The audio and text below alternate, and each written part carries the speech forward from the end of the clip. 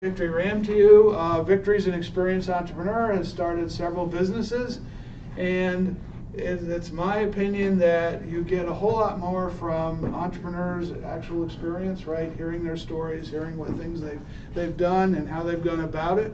So Victory, if you tell them what your experience has been. Yes.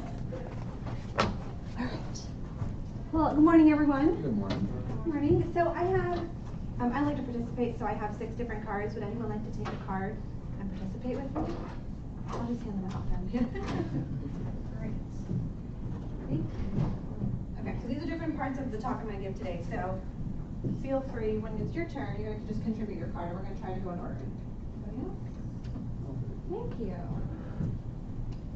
All right, 2 more. 2 of the victims. Fabulous. Thank you. One more victim. You look interested. Thank you. Okay. So, like your professor said, my name is Victory Ram. I'm very excited to be here, so thank you for having me. I am the owner of Be Victorious Prep and The Bravado Boutique. So Be Victorious Prep is a pageant coaching, personal empowerment, and professional development company that I started about 10 years ago. And The Bravado Boutique is actually exactly what it sounds. It's a boutique that I started that is pageant wear, interview wear, anything that my girls needed competition-wise, I wanted to be able to provide it. So 15 years ago, I started out competing in pageants. I got up on stage in my first pageant, and I was like, this is really cool. My very first year, I made the top 10, and I was like, okay, well, maybe I have an idea. Maybe this is going to work out nicely. So I went back the next year. I practiced a little bit, went back the next year, made the top 5. I was like, okay, maybe this will work. I went back and was in the top 2, and I was like, all right, now I'm really good at this, right? So as I was competing, I was realizing that my friends, they weren't advancing as well as I was advancing. I know they were practicing, I know they were interested, but I was like, okay, well, what's going on here? Eventually, I started winning and they weren't winning. So me being me, the nice person I am, I decided to start giving them advice, even though they were my competitors. And as I was giving advice, they were doing better. Eventually someone said to me, well, Victory, well, how much is it, to sit down like with an hour with you and get some like real practice in? I was like, you actually want to pay me money to actually give you advice? Like, this is so cool. And I was like, okay, we'll do it, maybe like 45 an hour. It was outrageous to me at the time. I was like, they're not really going to do this, right? They were like, okay, we'll book a couple hours with you. 45 an hour, a couple hours, I was so excited. I'm still excited about it, you can tell. So I decided, well, 45 an hour is what I was paying my own coach. I was like, well, that sounds about right. We're going to do it. So how audacious was that? I thought I was, the same level as my own coach. I was like, all right, we're going to move forward with it. So I ended up getting paid, and I started my own business. I was about 20 years old. I had, again, giving advice for a number of years, then I started getting paid for it. And it kind of just fell into my lap and just blossomed into this amazing business that I have now. I love every minute of it. I love everyone that I work with. My youngest is 4 years old. My oldest is about 54, 56 years old. And anyone who's involved in any way, in any sort of personal development. So it started out as just pageant coaching. It ended up being, as the girls got older, maybe they were going into college or doing different job interviews or scholarship interviews. We actually ended up doing a sorority interview the other night just to help her prepare for it. So anything that people wanted to do, it was my job and my honor to help them be victorious in anything that they wanted to do. So today I want to share with you 6 different lessons that I've learned throughout my years of being an entrepreneur. I've learned a lot of lessons. I could talk all day and all night about being an entrepreneur, but I wanted to present 6 top lessons that I've learned. And if anything tickles your fancy, feel free to jot it down and we can talk about it afterwards, because I do open for questions afterwards, so feel free to participate. But who has card number 1? Card 1, lesson 1. All right, what is it? Read that. To stay in business, you must solve problems and provide solutions. Absolutely. So to solve problems, to stay in business, you must solve problems. So take, for example, my clients, I knew that they wanted to win their pageant. Okay, that's not the problem though. Maybe the problem was deep down. I had to dig a little deeper and find out that they had problems with their interview skills. Maybe it was that they weren't so confident on stage. Whatever the problem was, I had to find the problem, and then my product or my service was their solution. And if they didn't think that, I had to make them think that. So for example, they'd come to me and say, hey Victory, I need to work on my interview skills. Okay, so maybe I needed to host a mock interview day with judges. We can tape it, we can give them feedback, give them real scores. Whatever their problem was, my product, my service needed to be the solution. So when you're thinking about your own businesses, think, okay, maybe Susie, she has a sweet tooth, but that's not her real problem. Maybe she really is dying for like a red velvet cupcake. You need to have a red velvet cupcake, okay? Whatever it is, find out what the real problem is. Maybe you're going into fashion and you want to create dresses so people don't run around naked. Okay, what's the real problem? Maybe she wants to feel glamorous at an event. Maybe they want to feel special on a special night. Solve the problem. So when I'm marketing even my events or my workshops, I don't say, hey, come to Victory's workshop. Maybe I'll say, build your confidence with this workshop. Come meet with real judges, get real feedback. Learn a little bit more about your own interview skills, but what you can do to build your confidence. Get the experience walking on stage. Figure out what the real problem is to stay in business. So people will buy from you today if you can solve their problem today. So to stay in business, make sure that your product or your service is always a solution, because people will buy from you if you can solve their problems. Okay, card number 2. That's me. Okay. It says people want to do business with people, not robots. They need an experience. Absolutely. People love to do business with people, not the robot, not the calling service. How many of you have ever called like your credit card company or just an organization or a business, and like that robot comes on? They're like, press 1 for customer service, or say customer service. So you're like, customer service. And they're like, I'm sorry, I don't understand that. You pull your hair out, right? People want to do business with real people. Now don't get me wrong, automation has been great for my business. I love my online booking calendar system. It saved me so much time. But at the end of the day, I need to be able to pick up the phone if someone calls me and they want to speak to Victory. Or maybe they want to design something, design a dress or something. I need to have that personal touch. It takes me all but 5 minutes to start a consulting session by saying, hey, how was your day? Or I saw on Facebook, you recently spoke at this event, how'd that go? Or I'm so proud of you, you got that honor recently, congratulations. It takes only a few minutes to actually connect with your customer. At the end of the day, they want an experience. They will remain loyal to you if you make them feel valued, make them feel appreciated. That's your brand, that's your experience. They need to walk away saying, hey, this person is the best at what they're doing. So for example, I have some competitors who do the same thing I do. I offer a very different experience. We have a very diverse group of girls. We go out and do modeling events, we do volunteer activities, we build resumes, we do workshops, we do so much more for our clients. But I'm offering that experience. A lot of my girls who have remained probably with me 5, 6+ years are the ones that I've actually engaged with. I know that one goes to Girl Scouts, I know that she's involved in soccer, one's involved in dance, one wants to write her own book, whatever it may be. Get to know your customers. My advice here is think beyond the transaction. Get to know your customers beyond the transaction, because the more you invest in them, the more they're going to invest in you. Card number 3? Be where your customers are. Yes, be where your customers are. So if your customers attend conferences or events or trade shows, you need to be in that room. You need to be working that room. Okay, so my customers, I have one girl who constantly kept asking me, Ms. Victory, why aren't we on Instagram? Why isn't Be Victorious on Instagram? And I was like, oh my gosh, I do not want another social media account to try and handle. I do not want something else to manage. Eventually I gave in, of course, now we have a great Instagram. But the point was, she's telling me, ding, ding, ding, we're on Instagram. Like, pay attention to us. Listen to your customers. Eventually I gave in, we have the Instagram page, and that's where I actually built another side of my business. I learned that a lot of people that I was networking with, potential partners, magazines, other organizations who are also on social media, this was a way for me to connect with them. Also, as my girls share pictures and they tag Be Victorious, their friends are seeing it. The parents of their friends are seeing it. Other businesses are seeing it. So I'm getting exposure that I never even thought of just because I decided to finally give in to Instagram. So listen to your customers. They're telling you where they are. So if you're searching, you're saying, oh my gosh, I built this business and no, I don't have any customers, no one's coming to me. Figure out what you're missing. Perhaps you're not in the right room working with the right people. So be where your customers are and listen to them, they're telling you. Next, number 4, I think. Investment is necessary. Yes, investment is necessary. Okay, so this is 2-part for me. So 1, you need to invest time and invest money. Let's start with money because money is important. I decided when my first marketing thing was tote bags. And I said, okay, when the girls go out to these events, I want them to have my tote bag. They naturally have all these like shoes and different things for these events. They're going to carry my tote bag. So I went out to like the fabric store, got these little iron-ons, and I'm totally embarrassed by looking back at these bags now. They're totally corny. But it was my first endeavor in marketing. I put the money out, and it really paid off. So every time these girls came off the elevator in these bags, they were matching, they looked great. They went around in events with my brand colors, they looked fabulous. So all of a sudden, all these girls who tend to look the most fabulous at the events are all carrying the same bag. They're all wearing the same label, wearing the same t-shirt, wearing the same brand colors. All the parents, you could bet, pulled out their cell phones and looked up, what is Be Victorious Prep? So that led to so many more leads for my company. That's really how I got started. I've never really done serious, outrageous marketing. A lot of it has been word of mouth, or you can ask some of my girls, oh, I saw your bag in the elevator on this girl who looked really great. Or the winner, I heard she worked with you.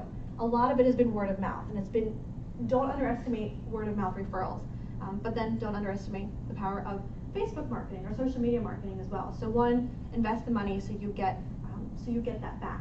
But investing time. I've never worked 9 to 5 in my business. It's always been 9 to 9, 9 to 12, 9 to 1, whatever it is. Realize that it is passion work. It's work that you have to love if you're building your own business. 9 to 5, yeah, I may do that coaching with my clients, but it's so much more than that. After that hour, after those set hours, maybe I'm working on editing resumes, maybe I'm making videos, I'm working on my blog, I'm working on social media. It's so much more than that. It takes much more time. I'm now a new mom as well, so I've realized that all the time that I put in, I need to be a much better time manager. So that's been a unique experience for me as well, but realize that you're putting so much time and money into it. I've also realized that if I want to continue having different streams of revenue, it's important for me to educate myself. So for possible with fabrics, take every opportunity, but set realistic benchmarks for yourself so that you can look back and say, yeah, I know who I am and I'm proud of who I am and I love where I am. And can you imagine where I'm going to go? So define success in your own terms. I love to contribute. I'm here as a resource, so please feel free to ask me anything. Yes?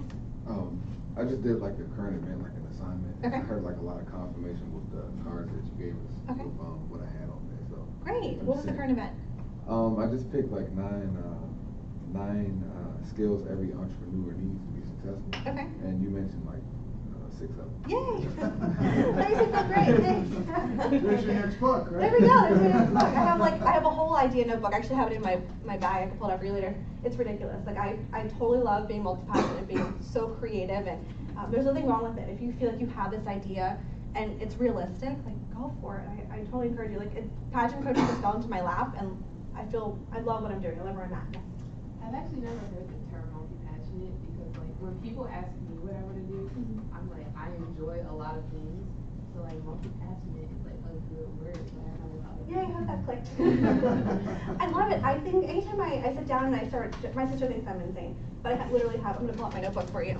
I think it's exciting to have different passions because you can pursue so many different things. Take every opportunity that comes your way. Sitting back, I never thought, oh, I'm going to write a book, or oh, I'm going to be on NPR. Like, who thinks about that?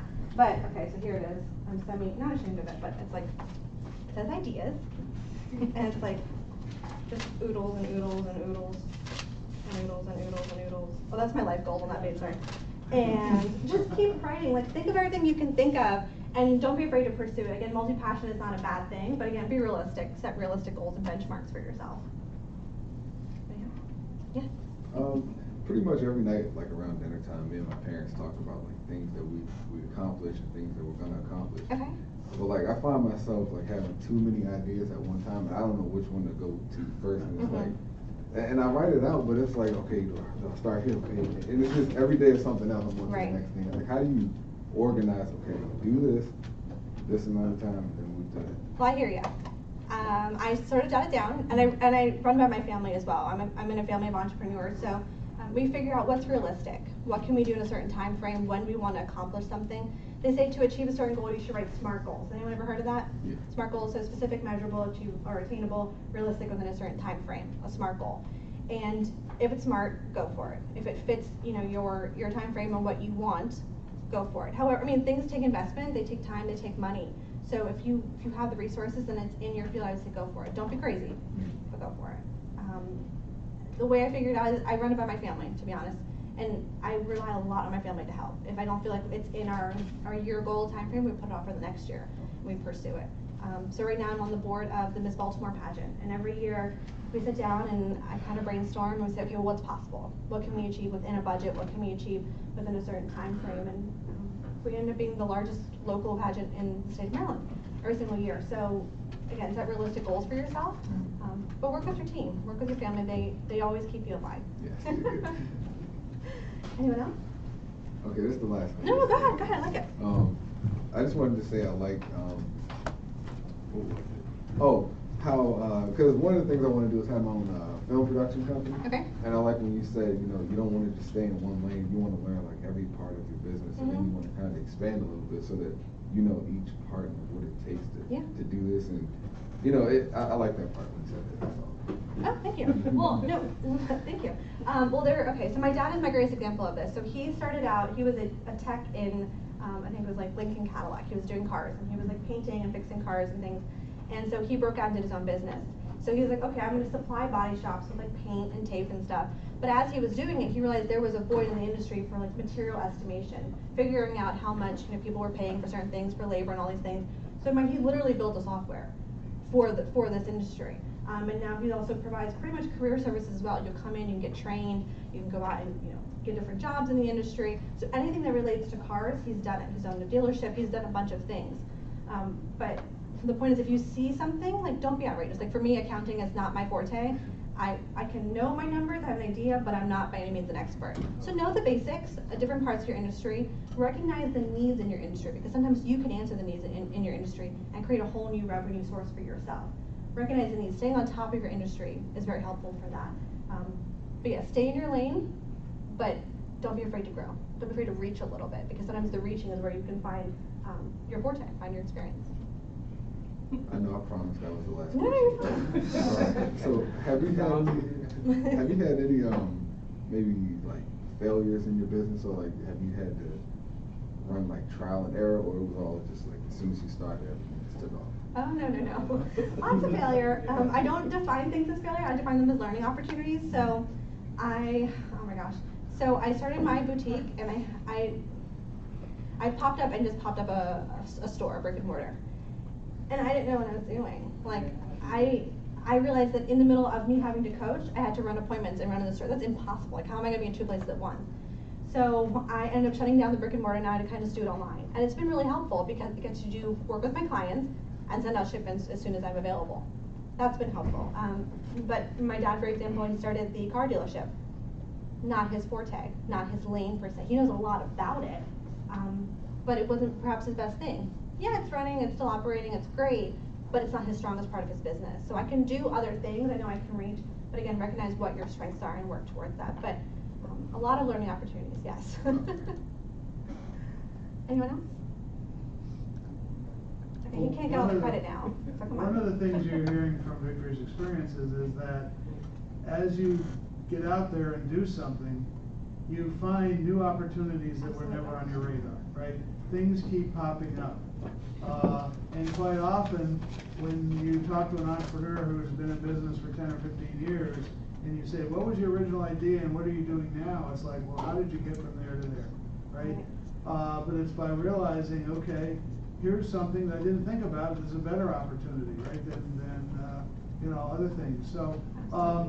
So I like to, grab the different opportunities as they come along, but realize that there'll be even more, right?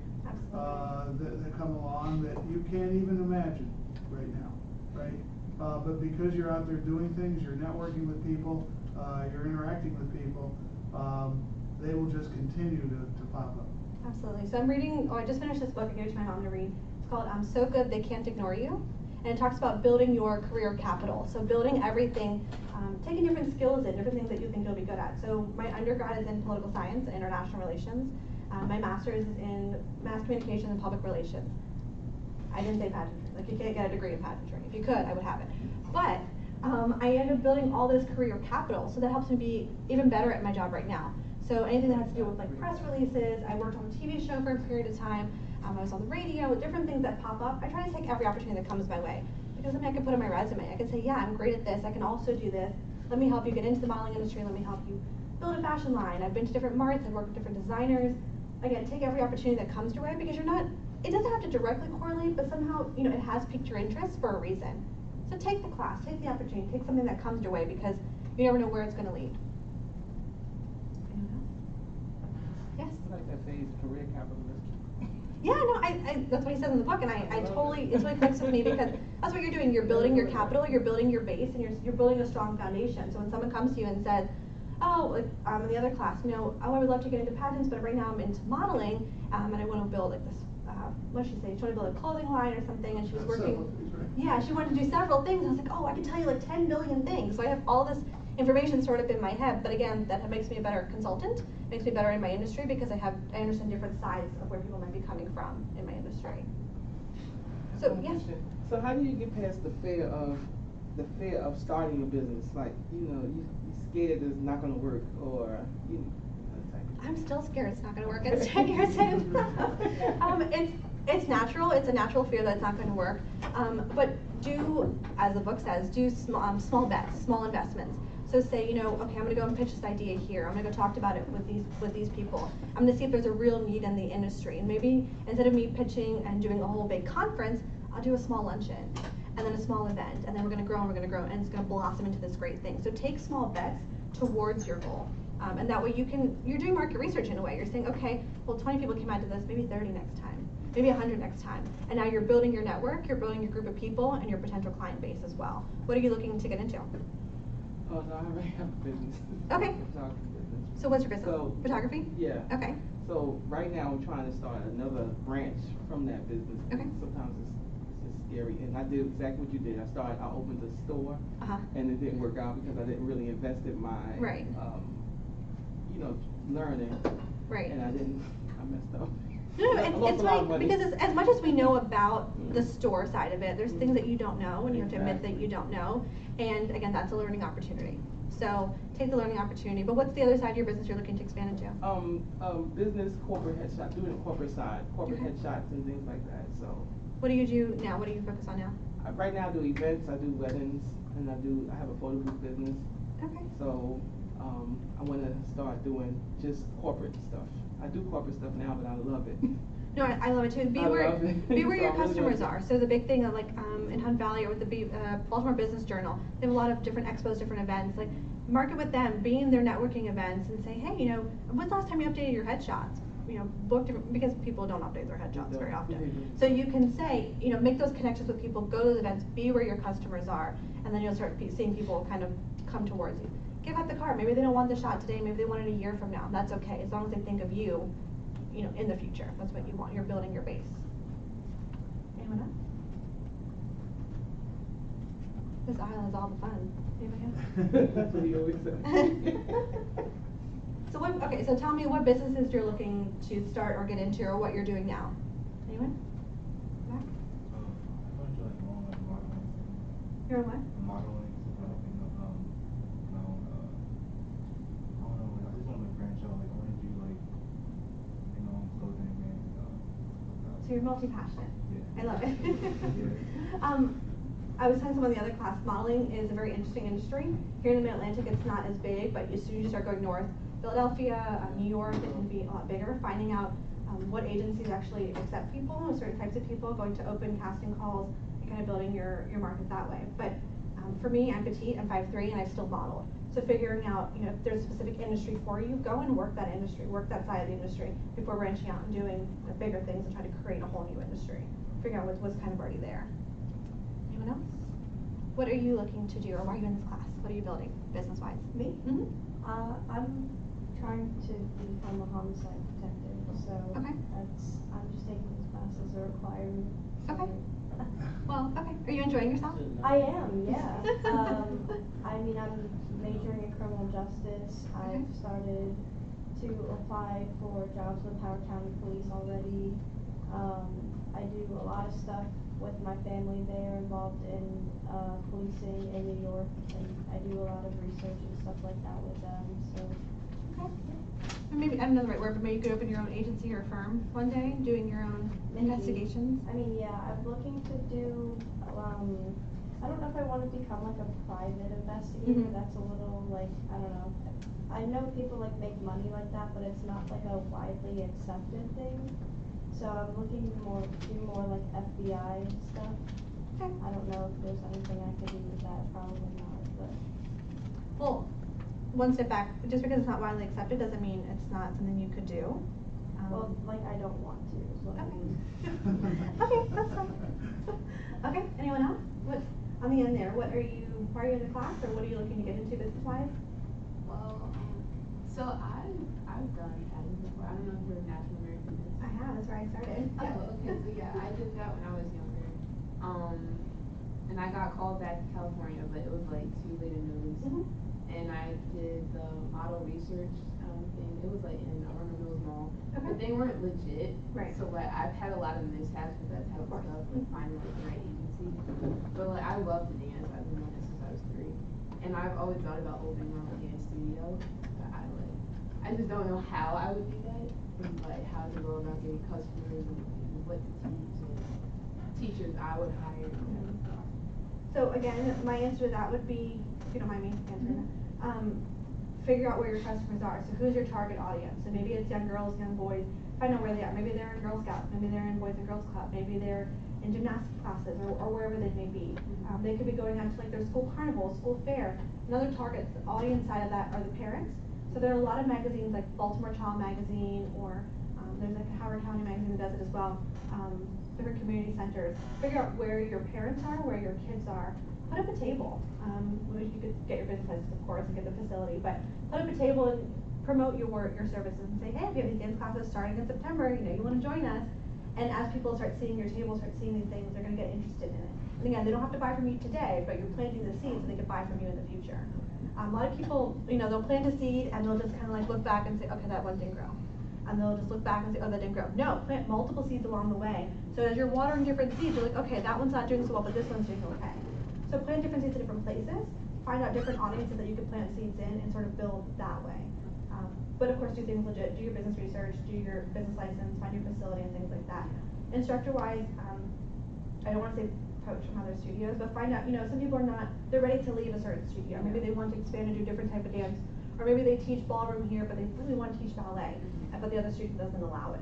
Do your networking, find people in your industry and build that way. I hope that helps. Yeah. Okay, anyone else? Bless you. I promise I have a lot of advice. In the back there, anyone, what are you looking to get into business-wise? I'm still undecided, but I'm a psychology major, and one thing I'd be interested in is maybe starting my own psych firm, like I have an aunt that does that. Yeah. Okay. So you'd have your own, let's see. A practice. Like Yeah, your own practice, okay. Yeah. So you have your own location, you have to find clients or customers for it.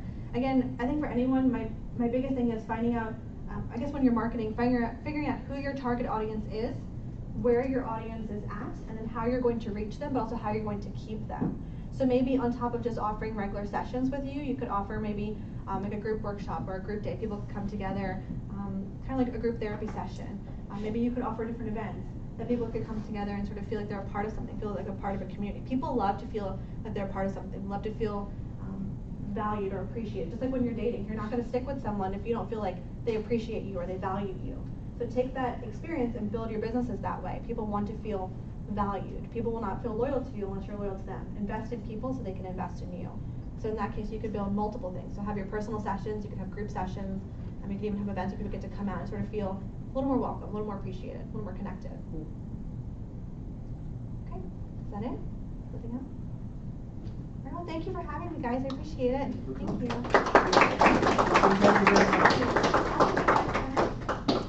Anybody else have a card?